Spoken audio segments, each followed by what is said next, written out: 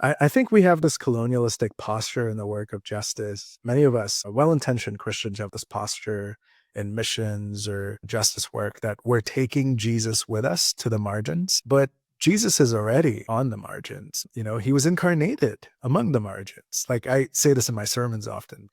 Jesus could have chosen to show up as a Kardashian if he wanted to.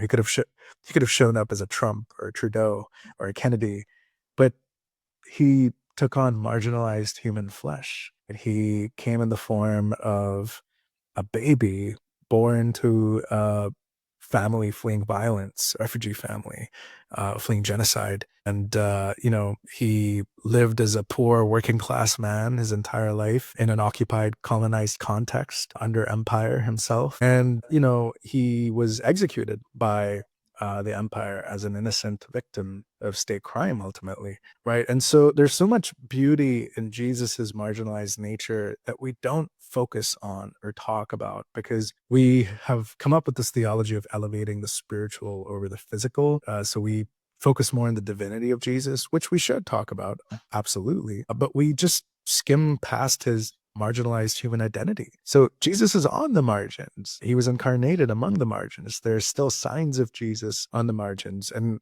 Jesus is also on the margins because one of the ideas that I retrieve in this book from Global South Catholic theology is this idea of God's preferential option for people in poverty and oppression. God stands with people who are poor and oppressed. Now, does this mean that God hates the rich and the powerful? Of course not. Jesus dined with the rich and the powerful, but he invited them to join his work on the margins, right? By selling everything they have, giving to the poor, and identifying with Jesus on the margins. And many of them walked away from that. So, there's this invitation to all of us, including myself, because I come from privilege and wealth and power in India myself. There's this invitation of Jesus to live like Jesus did as a rich young ruler who walked away from his inheritance, his divine inheritance, came down to earth, took on marginalized human flesh. And that's the gospel. That's good news to people in poverty and oppression, as Jesus states in Luke 4:18, where he defines the gospel. Good news for the poor, liberation for the captive, the oppressed, a recovery of sight to the blind in the dungeons of captivity. So my invitation to us is to just